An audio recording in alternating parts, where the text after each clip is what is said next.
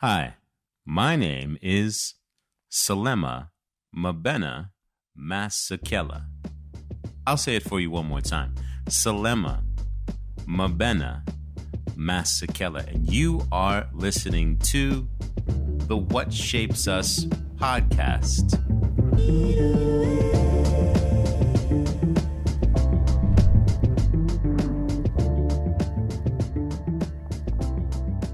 Welcome, friends, to another episode of the What Shapes Us podcast, a podcast about the incidents and accidents that shape us into being. I am your host, Selema Masekela, and I'm very, very excited for today's guest. He races flat track. He does freestyle. He's done motocross. He's done supercross. Basically, if it has two wheels, he can ride it. He loves to fly. And unlike a lot of people that might assume that in the motocross world, and especially the freestyle motocross world, that you have to be like the hardest dude ever and puff out your chest. Our guest, Tyler Bereman, is the antithesis of whatever you might think that be. We met for the first time probably about 4 years ago? About 4 years ago. Obviously, being around action sports, I've looked up to you as the voice of action sports for so long, but more importantly than that, just for the human that you are. So getting to meet you 4 years ago was quite the treat. And likewise, we've been great friends ever since. Thank you, man. I've been a fan of yours for a while now, but then getting to know you, and I came up obviously in my action sports journey in and around the birth of freestyle motocross, right? You know, I remember when I first met Twitch and Deegan, Brian Deegan, Jeremy Stenberg, the whole birth of Metal Militia, but even before that, like, was there for Krusty Demons of Dirt and that whole movement, and obviously the manner in which it exploded, you know, via X Games, etc. And it's I feel like freestyle motocross and supercross in general, but freestyle is probably one of the least understood spaces in all of our action sports genre, because it is so specific. Yeah. And it's not the type of thing that, like, hey, I'm just gonna go and send myself off of a super kicker and see what I can do. Like, the entry level is, you immediately have to step all the way up and it's full commitment. Yeah, it's full commitment or don't go, right? And I think you tend to learn to channel these things, that, like, it's not just reckless abandon. There's a lot of trial and error through these things, and like with the airbag and the foam pit, you know, over the years, it's helped progress this sport. And, you know, with all action sports, it's the nature of progression in all action sports. It's like, you know, now you're looking at moto and freestyle that they're now doing triple flips, and same with snowboarding. Like, you can't even count the rotations, right? So It's just like, it's just the nature of sport, and it is gnarly, but yeah, there's a lot that goes into it, but it's very misunderstood. I will say that. I never thought that I would ever get to the point, when I think back to being there and witnessing Travis Pastrana do the double backflip in 2006, which people still stop me in the streets as if I did it, just because I have this iconic reaction of with the dreads. Like, losing my mind. And I will say that is forever imprinted into my brain, of being a kid at the end of my couch, first and foremost with Tony's 9, right, and then me being in the moto space, right, and hearing that Travis is gonna do the double, and you're like, what? Yeah. Absolutely not. Like, that is impossible. But Travis being Travis proved that it is definitely not impossible. And I remember that vividly, you know, when it pans to you standing up on top of the vert ramp, and you're just losing it. I never thought that we would go to the place where I'm like, can I see a replay again? Because a lot of things happened how many times did he flip, and like all the things that the combinations now that like someone warming up is doing a double backflip. It's so crazy to me that like nowadays in freestyle that like if you don't have a double flip, like you're definitely not gonna make finals and you're absolutely not gonna get on the podium. And when it comes to doing doubles, they're doing multiple in a run with tricks Right. in the doubles and then doing front flips and flares, and it's just gotten to like such a It's ludicrous. uncomprehendable level, but just the nature of sport, man. Less than 20 years, what it's the level of progression is insane. I remember that day going to work at the X Games, and we had our first production meeting that day. And usually you're excited, like, all right, what for the day? It was Nervous, eerie. nervous and eerie. Yeah. And we went through the protocols of what was going to happen on air if Travis didn't make it. And part of those protocols included if he was unalived trying this trick. And not only that, his mom sitting there just losing her mind, knowing that what her son is about to put himself through. I walked by her in the tunnel of what was then the Staples Center, and she was in the corner by herself, and she was just crying.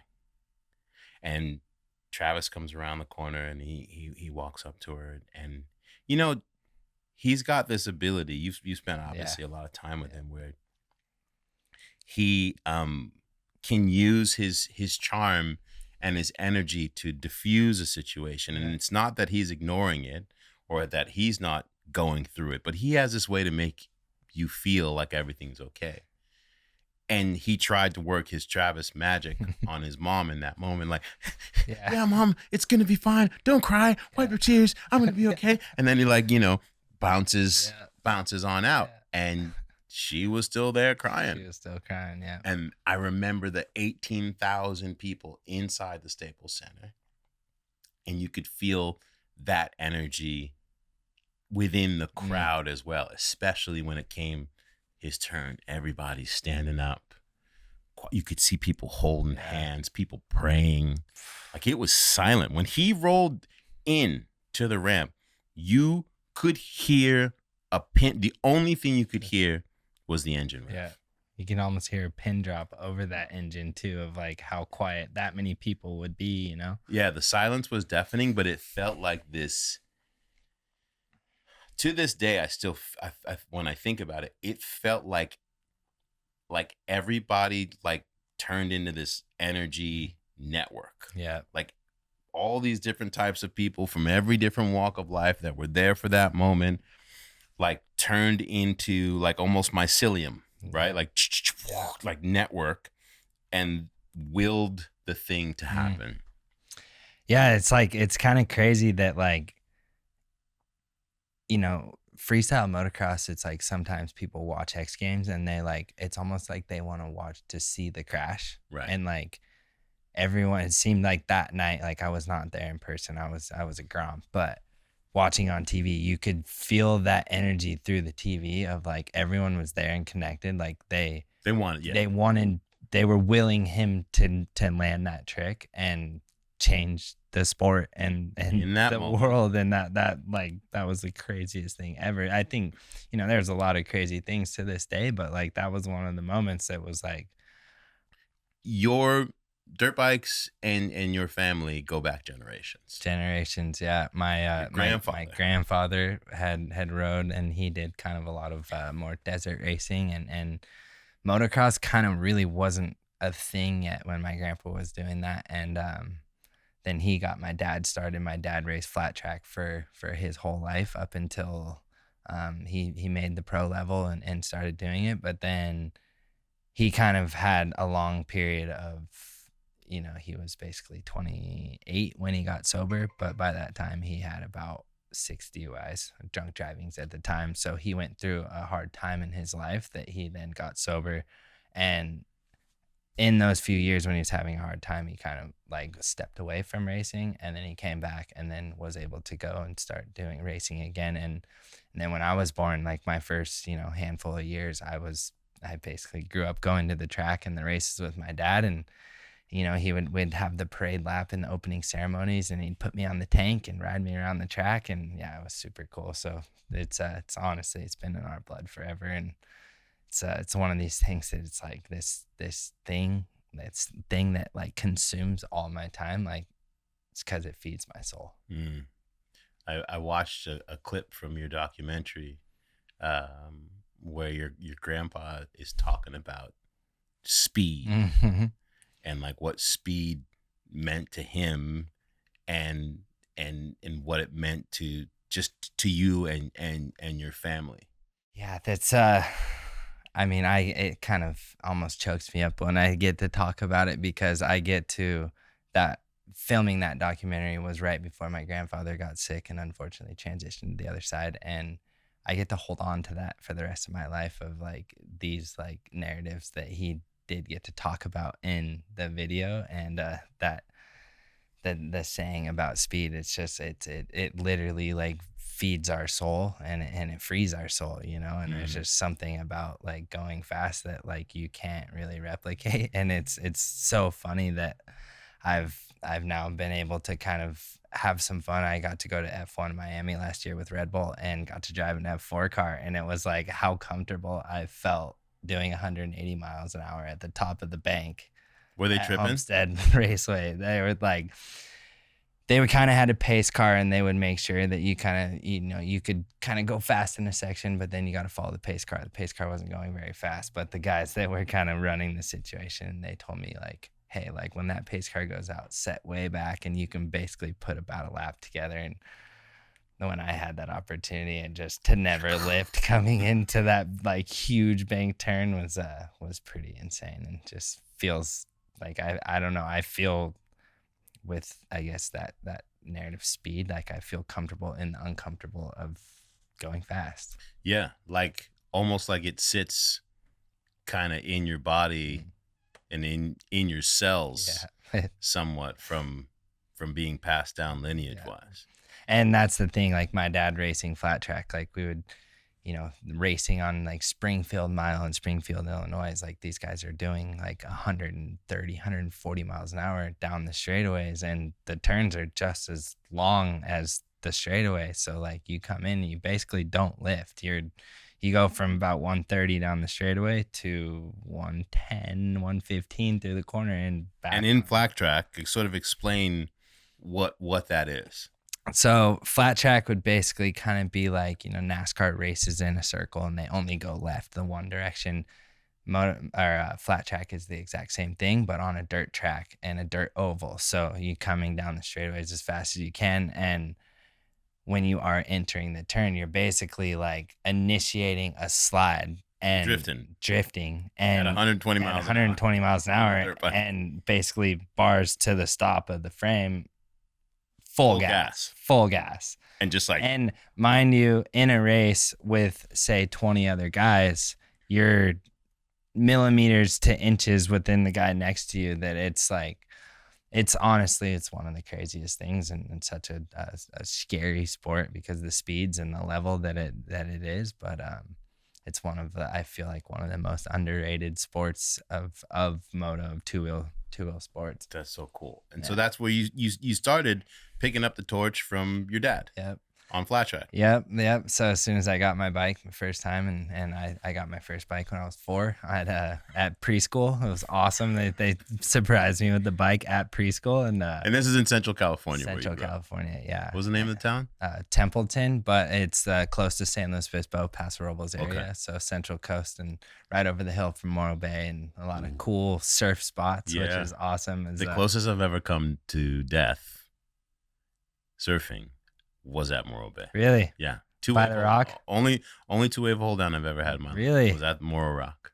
And this back in the olden days when the water from the plant, the hot water used to run out and form that like fake river mouth where the sharks like to hang out because the water was warm, which I found out afterwards. But yeah, only place. Beautiful place. But I have this like reverence for like just the raw power of that part of Central Cal. Yeah, and it's cool. Like I don't know, not to like jump around a little bit, but when I was a kid in high school, a friend of mine worked for Volcom, and he was a neighbor of mine, and he used to take us to the local surf breaks, along the coast there. And it's just so funny that I got to like witness that as a young age. Like I'm not very good at surfing. I really enjoy and I respect the ocean so much, but I'm like, water sports is not really Could have been.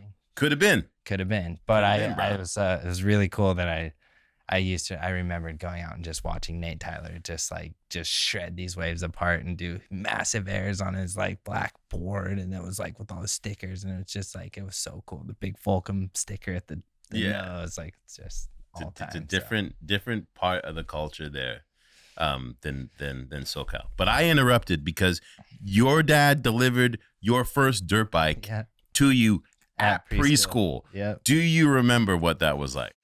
Absolutely. Like the fact that I had obviously grown up around it, and that was just kind of all I had known to that point. Like obviously not riding, but I was already I was 2 years old on a bicycle already, and like it was coming, and I knew it was. But then once I actually got surprised with that at preschool, and That's so rad. The year before I graduated from preschool. So, right as I graduated the following year, I got to start doing races as my dad was racing at local races and all this stuff, and started to race for fun and just kind of around in a circle, and just little Grom and gear way too big for me, and my goggles down around my neck, and that's so funny. We need photos. You're gonna have to send photos of young awkward Tyler. I'm also just picturing like the other kids at school when you got your bike, just be like, whoa, Tyler.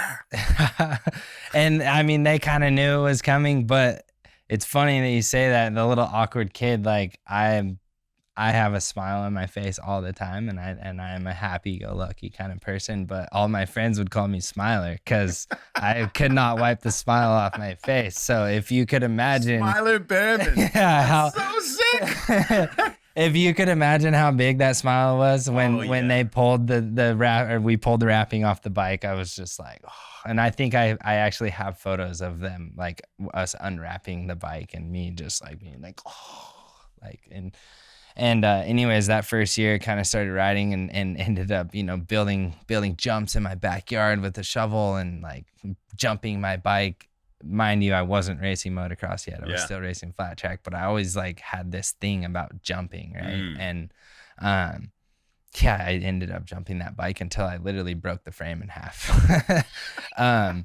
But the following year, I then got to graduate from preschool, and when they do the whole graduation thing, and they have all the kids like kind of lined up on the play structure, right? And at the top of the play structure, they go, "Okay, Tyler, like, what do you want to be when you grow up?" And I looked at him and I said, "I want to be a professional motorcycle rider." And then I slid down the slide, and it's just so funny, like having this reflection now of like having this conversation and reliving that moment in my head. It's just so special. That is powerful. It's really cool. You're standing at the top of the slide, graduating from preschool. Yeah. Tyler, what do you want to be? And mind you, I had just gotten the bike the year before, so like when you know, and like it's crazy. Like obviously that was just a hope and a dream, right? But like I kind of knew that what this thing provided for me and how it made me feel and how I've grown up around it, like this is gonna be my life. That's incredible, man. Yeah. It's to know yourself already at that age, that like this isn't just a phase of your life. That like, no, this is actually who I'm gonna be. This is it. And then to fulfill that, what a gift, man. It like reflecting on it, like looking back, it's I need to like give myself grace and be proud of myself for literally living out a childhood dream and getting to stand here right now being 33 years old and like calling this my job, quote unquote, because like they say you'll never work a day in your life if you do what you love. And I love this thing so much that being able to now like own a house and pay my mortgage payment and still get to do this passion of mine is just such a crazy trip and experience to me. But that's surreal. That's like you literally slid into life. Like from Straight up. the top of that slide. At a certain point, you must have felt this pull from just going fast to like, I want to jump more. And I want to know how you got from flat track to motocross. Well, I think kind of touched on it a minute ago, but when I got the bike, like when we weren't at races, at flat track races, like we didn't really have a big property, but I had just enough. It was like an acre, so I had just enough to like kind of ride around in the yard, and I would just build my own jumps. And excuse me, at that time, this was the crusty Demons of Dirt era, right? It was just kind of really starting and taking off, and on literal VHS tapes. Yeah, and being able to go to Supercross races and stuff when I was, that at probably that age 4 was my first race, maybe 3 at the LA Coliseum was insane. But like seeing Jeremy McGrath out there jumping and then doing the knack on the finish line was like, this is it. But then that inspired me to go back, and I like shoveled my own jumps in the yard until I broke my bike in half. And it was like, okay, like, Grandpa and my dad were like, okay, like no more jumping. So we continued to race, and I kind of progressed through kind of into a bigger bike and was on a 65. And when I was about 8 years old, I was like, basically went to my grandpa and was like, hey, Grandpa, like and mind you, like, I have a great relationship with my dad. I love my dad so much, but if it wasn't for my grandfather, like I wouldn't have had this opportunity to be riding, because my dad wasn't in the position to be able to buy me bikes at the time. Bikes, and still to this day, are very expensive. So, and the whole sport's expensive. So my grandpa, just getting my dad into it, it's just 3 generations of like him kind of providing that for me. My dad worked a lot, so my grandpa would kind of take me to the tracks and all that. So when I was about 8, I went to my grandfather and I was like, hey, like, and his name's Ron. We called him Captain Ron. So I'm like, Captain Ron, like, I don't want to race flat track anymore. I want to jump and I want to learn motocross. And he's like, well, all right, like, I don't know nothing about it, but we're just going to learn together. And that was just such a life-changing moment for me of doing this thing that I see in VHS videos, and McGrath doing the knacks, and You 8-year-old you goes to your grandfather, says you want to do this thing, and your grandfather could have been like, you don't know what you're talking about. Yeah. You're 8 years old. This is what your dad did, and this is what you're gonna do. And pat you on the head and send you back to the track. But like, he saw you. Yeah. Which is like to reflect on that. It's really cool that he kind of didn't keep me forced into one box, and he was like super open to like learning with me, you know. And it's literally started this trajectory of like jumping my motorcycle. And it's just, now jumping my motorcycle is like what my happy place. It's like where I feel the most comfortable and the most present and locked in, of like being so here and now when I'm jumping something, or jumping a jump for the first time or something like that. So that's crazy. You raced motocross outdoor. Yep. Supercross as well. Which is like, I've been around it enough to see that it's basically like a Formula One team style energy, but for a dirt bike. And the stakes are really, really, really high, even as a kid. I remember the first time when I went with Red Bull to go and cover Loretta Lynn's, which is the biggest national, it's the Super Bowl of amateur motocross. Yeah. And I'd heard about it for a long time. We literally went to Loretta Lynn's house, and she entertained us. And then you get there and you see these families from all over the country, and they got their trailers, and some people got money, and some people are like on the discount with the third wheel hitch. You even see the tents too. And the tents, with the bikes outside the tents. Exactly. Like. And it was the first time that I really, because I'd been around it, living in San Diego, going to Paris, going to Elsinore, but like, I was like, oh, this is this is something else entirely. And all these kids have the same dream to want to be Jeff Emig, Yeah. or to want to be, Yeah. McGrath at the time. What was that like as a kid, showing up from from Central Cal to be like, here I am? Yeah, it was honestly, like, as I raced and I was coming up in amateur motocross, like, I was never that kid that was like winning everything. I was like just right in that, like, say 3 to 7 range of third place to seventh place. And honestly, it was very, very, very humbling because I came from such a small town and like not a ton of support. And we had a couple like local shops that helped me out, but like we did everything out of our own pocket. I wasn't showing up to the race with like fleet of 5 bikes. Like I would have 2 bikes for my 2 classes. And I think that's kind of what helped build me into like the person I am, and my work ethic of like trying to not being handed this on a silver platter, or having this opportunity on a team or whatever. I kind of always did it myself, even through the amateurs getting into pros. Like it was kind of crazy. My last year of amateur, I finally got my first quote unquote factory ride from KTM Orange Brigade at the time, and had gotten my first free bikes I've ever gotten in my whole entire life. I was probably 18, 19 at this time, maybe 20. And got the bikes and was at actually the Loretta qualifier 3 months into this new bike. And kind of a freak thing. This sport's it's so gnarly that it's not if it happens, it's when, and things happen so quick. You're out, you're not just you and the bike and the track, you're racing up against, another 39 guys on the gate. So an unfortunate incident, kid fell in front of me. I hit the bike, and as I was crashing, I put my leg out, tore my ACL. And a couple weeks later, I get home and I like have my surgery and whatever. And then the team manager of the team at the time calls me and is like, hey, we're gonna need those bikes back.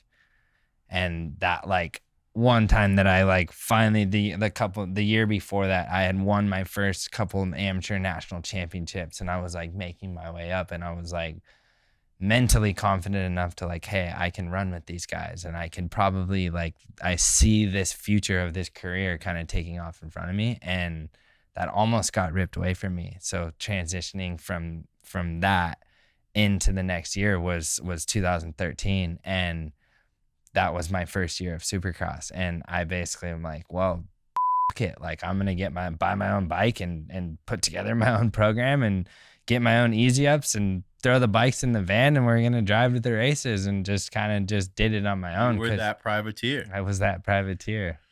That phone call though. Yeah. When you just had this thing that's devastated, and you're in the midst of like, I'm peaking right now. Yeah. I was like 3 to 7 guy, but now I understand it. Yeah. Like Lethal Shooter says, like I understand it. Yeah. And you've got that support. What is it like in that moment, where you're at your lowest, to then in turn have that snatched away from you?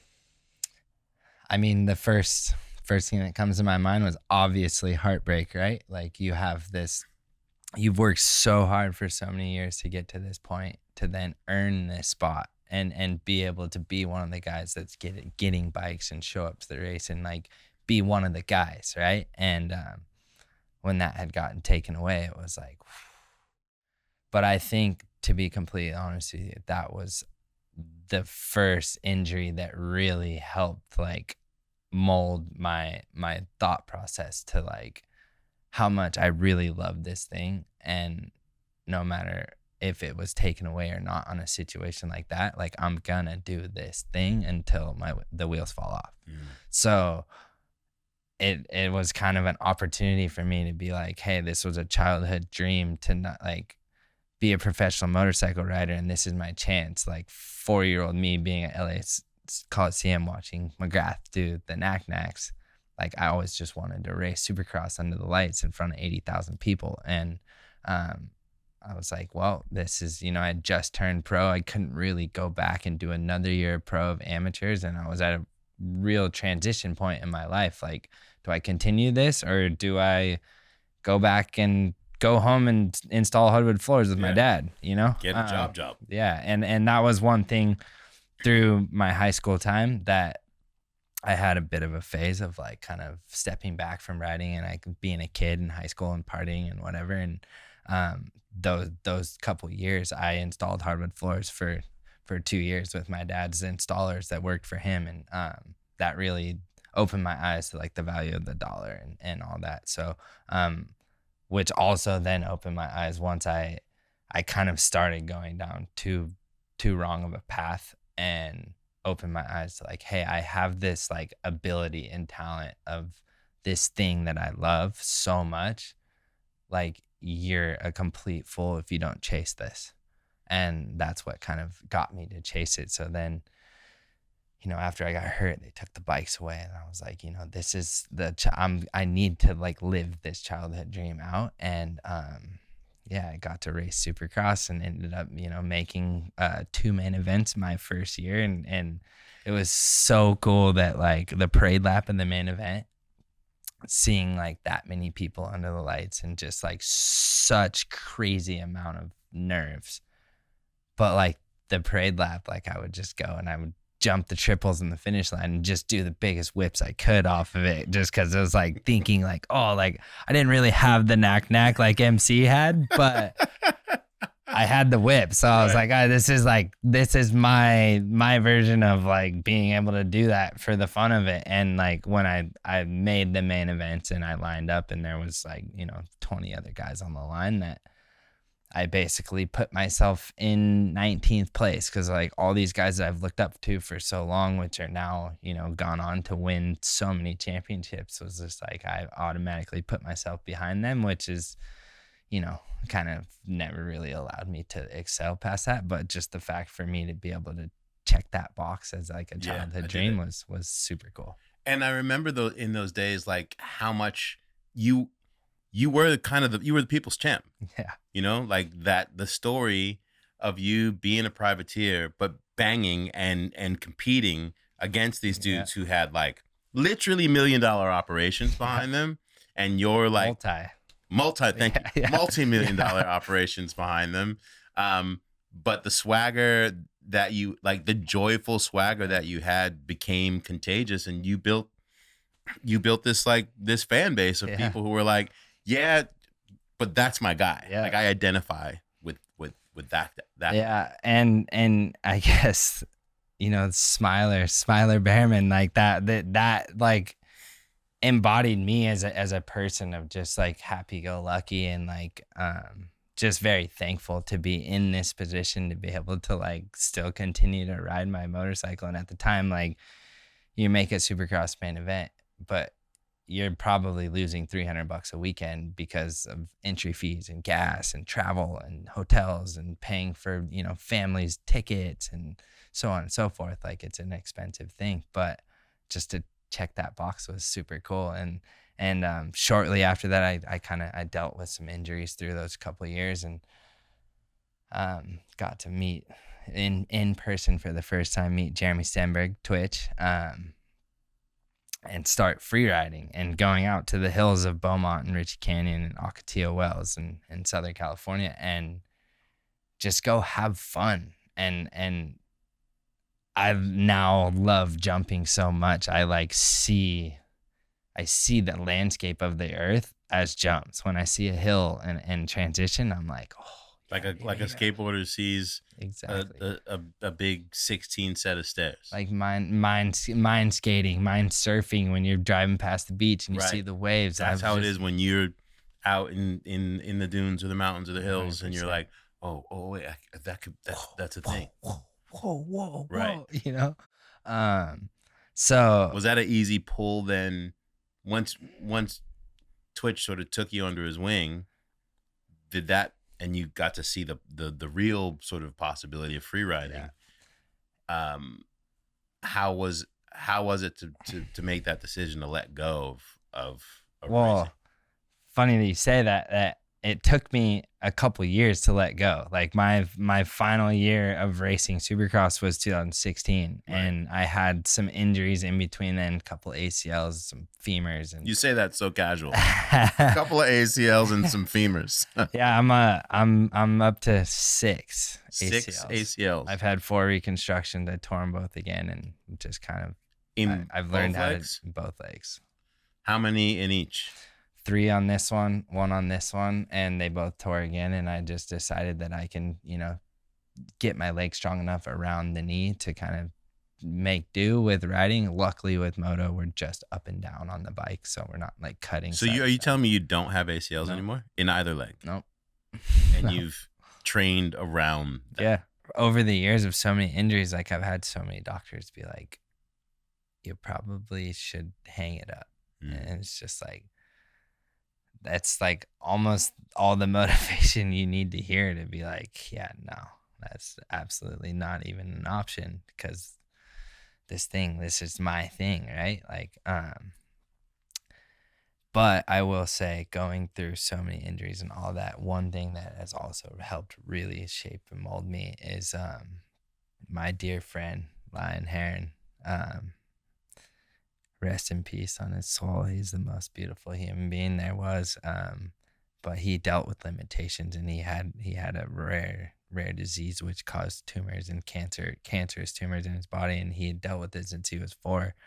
But he lived with so many limitations. I got really close to Lion after I broke my ankle.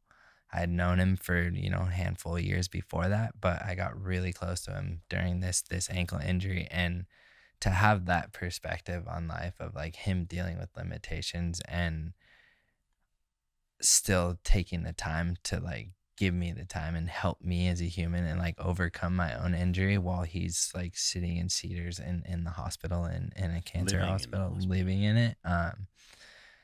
Like it was so crazy. Like he changed my perspective, because like he was, in Cedars, living in Cedars for so long, and every single morning he would send me a positive quote followed by "I love you and hope you have a great day today." And that really like changed my perspective on just life in general, of like you said, walking through life, you never know what somebody's going through, and being able to call him a friend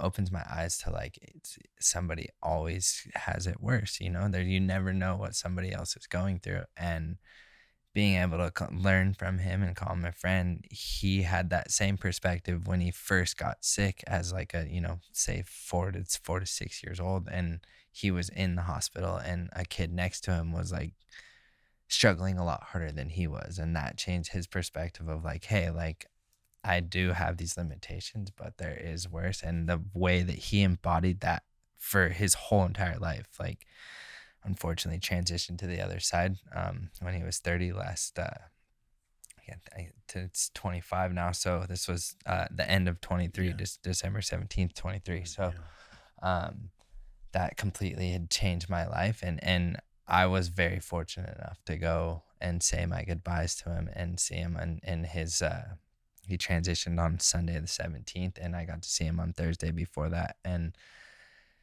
just go tell him how much I loved him and how thankful I was for him. And I walked in, and I had one of his cancer like heaven ain't ready shirts on, or his a jersey on from Fast House Jersey, and I had his name and number on the back. And I walked in and I took my hoodie off and showed him that I was wearing it. And I'm like, here's the deal, I'm gonna wear this jersey, and when until you tell me that it's okay to take this off, I will honorably hang this on my wall, and I will do my absolute damnness to honor you forever. Because your perspective on life and being able to call you a friend has changed my perspective on life. And like I'm fortunate enough to have a platform and stuff, and going into X Games this last year, and me being able to stay true to my word and truly honor my friend in that way, and created this video, the Lion Effect, and super special. Got to ride with his number, and his mom gave me some of Lion's ashes, and got to ride with him and take him on the ride of his life. And that's just one of those things that like I'm super fortunate for. But like over the, like I said, I met him in 2015, got really close with him after I broke my ankle. And you know, there's times that I really like looking back on it, I wish I got to see and hang with him more. Um, but putting that aside, I'm just so thankful that I got to like cross his path, and for it to allow that path to change my life, and being able to honor him in that, like it was just so cool. And I was, you know, there'd be times of like, you know, life gets busy and I'd be traveling, whatever, and he'd send me some texts and I'd like not text him back. And then at first I was like, like it's kind of like, damn, I didn't text him back that day, like being hard on myself. But then I like kind of like put that aside, and like I'm just so freaking thankful that I got to spend the time I did with him. And I was just talking to his mom Barbie about this the other day, and I'm just so honored that I was able to, one, call him a friend, but then say my goodbyes that I didn't get to do with my grandpa. And that like was, we just created this space and this like elephant of the in the room of this thing, death, right? It's such a scary thing to so many, but it can be such a beautiful thing. And you know, Lion had lived with this limitations and this disease from basically 4 till he was 30. And you know, it's just to see somebody walk through life but still like rep that positive mental attitude, PMA on his chest, and just like it's yeah, man, no matter these challenges that you know that I've been through with injuries and whatever, like it's literally all these challenges that I've overcome, the ups, downs, and all arounds, has led me to being the human I am today. And without all these challenges that I've been through, that I've learned from and had to overcome, like I might not be in this position right here, right now. So I just like try to remind myself of that, and you know, just try to keep tapping into this practice of meditation and vulnerability and leading by example. And that was what Lion did. Like he changed so many people's life by just him sharing his story in social media, you know. And the landscape of social media these days, like it can be such a beautiful thing, but it can be such a nasty thing at the same time, you know. So that's one thing that I have this platform that like I want to live and love like Lion, and use this platform in my macho man sport to just be me, and like that PMA, you know, like be Tyler Bereman till the end, you know, till the wheels come off. Tyler, I'm so proud of you, man. Thank you. I'm really so proud of you, and being able to watch the man that you have become, and you're becoming. And thank you for just being so open. I just think there's so much that people can glean from your story and your experiences, and it's going to be fun to see the effect that you're going to be able to have with that heart openness in the toughest, most bad world of sport that you live in. Well, I really, really appreciate that. And yeah, just really want to reiterate to everyone that vulnerability is power. And you know, me learning as much as I have, like this is something that I've came to realization that we will never stop learning till the day we check out. So the more that you can reflect inward, be yourself, be the best human that you can be to your ability, and be better than you were the day before. Easier said than done. Easy to preach, hard to practice. But practice makes perfect, and these practices have helped change my life. So yeah, awesome. Love you all, and thank you for having me. It's such an honor and pleasure. So much love, brother. My guy.